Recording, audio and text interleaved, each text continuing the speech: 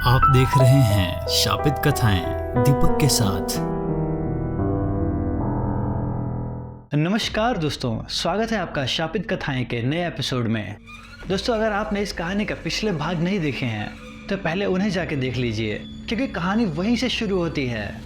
तो फिर तभी आपको ये कहानियाँ समझ में आएंगी। चलिए कहानी वहीं से शुरू करते हैं जहाँ पिछला भाग खत्म हुआ था। संतोष ने ऐड पर दिए हुए फ़ोन नंबरों पर फ़ोन लगाने की कोशिश करी, लेकिन आश्चर्य की बात तो ये थी कि उनमें से कोई भी घर अब खाली नहीं था। पर एक जगह थोड़ी सी बात बनी तो उस मकान मालिक ने कहा कि हमारे यहाँ बाहर से कुछ गेस्ट आए हुए हैं जिन्हें हमने उसी घर पर ही रुका रखा है, और वो लगभग 3-4 दिन तक रुकने वाले हैं। अगर आप चाहें तो उसके बाद घर में आकर रह सकते हैं।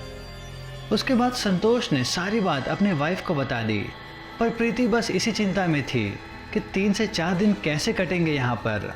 फिर प्रीति ने कहा, संतोष, जब तक हम दूसरे घर में शिफ्ट नहीं हो जाते हैं तब तक तुम स्कूल की छुट्टी ले लेना प्लीज़, क्योंकि अकेले अब हम यहाँ नहीं रह पाएंगे। संतोष ने भी प्रीति को इतना परेशान देखते हुए हामी भर दी, लेकिन प्रीति को इस बात की थोड़ी खुशी तो थी कि चलो कम से कम अब दूसरा घर तो मिल गया है। बस यही 3-4 दिन यहाँ निकालना है, कैसे भी निकल जाए बस। फिर संतोष ने प्रीति से कहा, चलो अब घर तो मिल ही गया है, 3-4 दिन के बाद शिफ्ट हो जाएंगे ना। अब एक काम करते हैं, आज कहीं बाहर घूम कर आते हैं, जिससे शायद तुम्हारा मूड भी ठीक हो जाएगा। फिर प्रीति ने कहा, हाँ ठीक है, आज डिनर बाहर ही करेंगे। उसके बाद लगभग 4 बज रहे थे। संतोष ने प्रीति से कहा, चलो तैयार हो जाओ डिनर के लिए। फिर तभी नेहा ने कहा, पापा हम बाहर घूमने जा रहे हैं, ये बात मैं अपने फ्रेंड्स को बता दूँ क्या?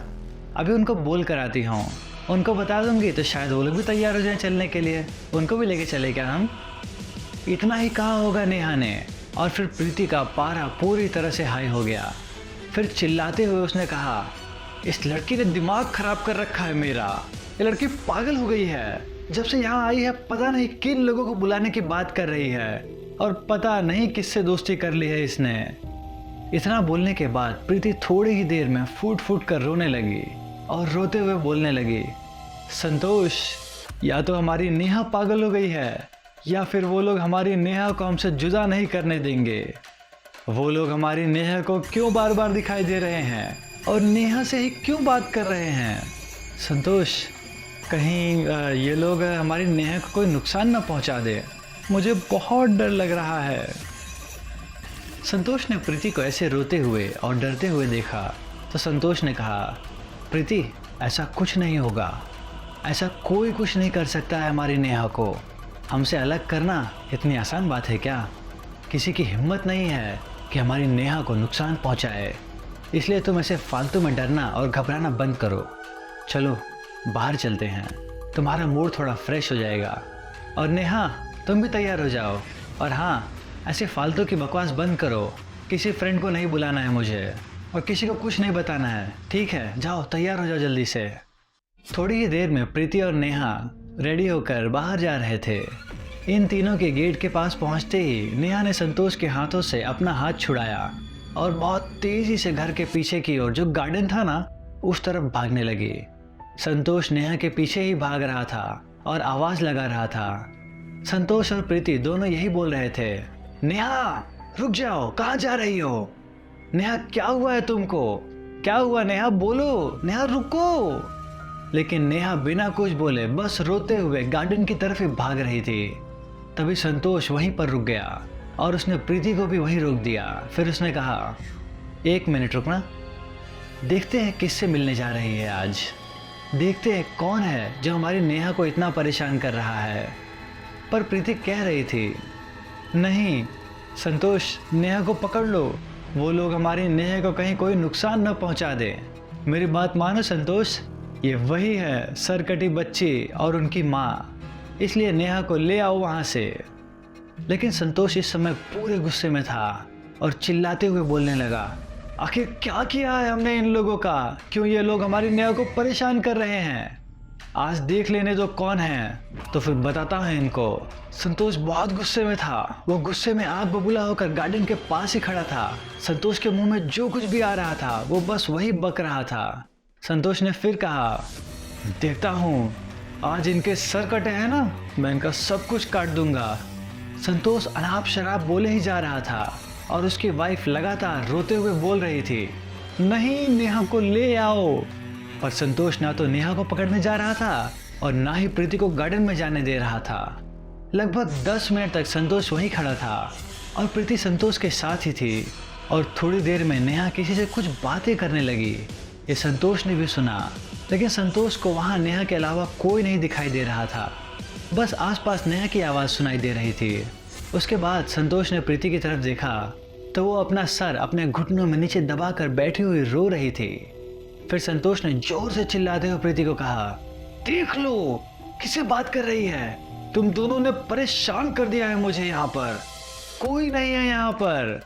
और नेहा बस अकेले ही बड़बड़ाए जा रही है और तुम एक तो तुम पता नहीं क्या अनाप शनाप बताती रहती हो, ये देखो वो देखो, और नेहा को पता नहीं क्या हो गया है, आज से इसे डॉक्टर के पास ले जाना पड़ेगा। उसके संतोष के इतना चिल्लाने से प्रीति ने जैसे ही ऊपर देखा तो प्रीति के होश उड़ गए।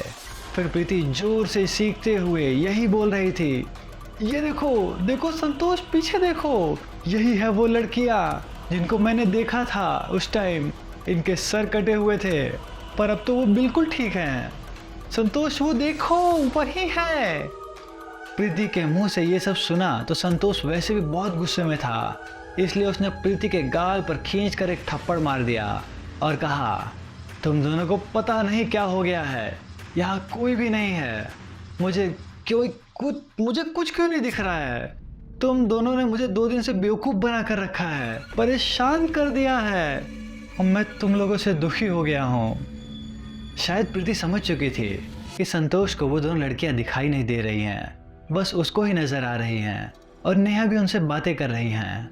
तभी संतोष ने नेहा को बड़ी जोर से आवाज़ मारी, नेहा पागल हो गई हो क्या, जल्दी आओ इधर। उसके बाद नेहा अब शायद अपनी बात खत्म करके भागते हुए अपने पापा के पास आई, पर संतोष तो बहुत गुस्से में था।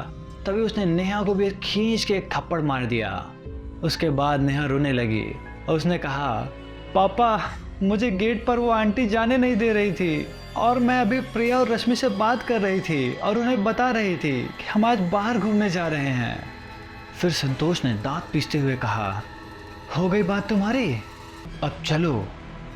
संतोष का मूड तो खराब हो ही गया था, लेकिन उस वक्त वो थोड़ा बाहर जाना ही चाहता था ताकि शांति उसे भी मिल जाए। और संतोष ये भी सोच रहा था कि उसे नेहा और प्रीति को अब किसी मानसिक डॉक्टर को दिखाना पड़ेगा। लेकिन उस टाइम संतोष, प्रीति और नेहा बंगले से तो बाहर आ गए, लेकिन अभी भी संतोष गुस्से में ही था और प्रीति लगातार रो रही थी। इसलिए संतोष प्रीति पर चिल्लाते हुए बोला, अब ये रोना धोना बंद करो, क्योंकि मैं खुद परेशान हो गया हूँ तुम लोग के इस बर्ताव से। पता नहीं कौन सी बात तुम्हारे दिमाग में बैठ गई है और तुम पता नहीं कौन सी अनाप शनाप सोच रही हो जिससे तुम्हें इतनी प्रॉब्लम हो रही है। हम कल ही किसी डॉक्टर से मिलकर बात करेंगे। प्रीति को तो पता चल गया था कि संतोष शायद किसी मानसिक रोगी की तरह उसे अब ट्रीट कर रहा है, लेकिन प्रीति तो सब जानती थी कि उसके साथ इतने दिन से जो कुछ भी हो रहा है वो कोई दिमाग में बैठी हुई बात नहीं है, वो किसी बात का असर नहीं है और ना ही वो कोई उसका वहम है। वो संतोष को कैसे समझा पाएगी कि प्रीति जो कह रही है वो सच कह रही है, क्योंकि संतोष ने भी अपनी आंखों से देखा नहीं है। उसने बस इतना ही देखा है कि नेहा बस हवा में किसी से बातें कर रही है और संतोष ने तो अभी तक ऐसा कुछ महसूस भी नहीं किया है जिससे उसे पता चल पाता कि सच में ये बंगला सही नहीं है या इस बंगले की ही वजह से प्रीति और नेहा की ऐसी हालत हुई है। लेकिन संतोष पढ़ा लिखा हुआ था, वो आज के ख्यालों वाला था और वो एक स्कूल टीचर था। संतोष ने भी सोचा कि अब इस बात को बहुत ज़्यादा नहीं खींचते हैं, प्रीति और नेहा को थोड़ा आराम मिलेगा इसी बात से, उन्हें इस बुरे दौर से निकालना होगा। दोस्तों, इसके आगे की कहानी अगले भाग में है। अगर आपको ये कहानी पसंद आ रही है तो हमारे चैनल को सब्सक्राइब कर लीजिए। अगर आपको ये वीडियो पसंद आया हो तो हमारी वीडियो को लाइक कर दीजिए। चलिए मिलते हैं अगले भाग में। धन्यवाद।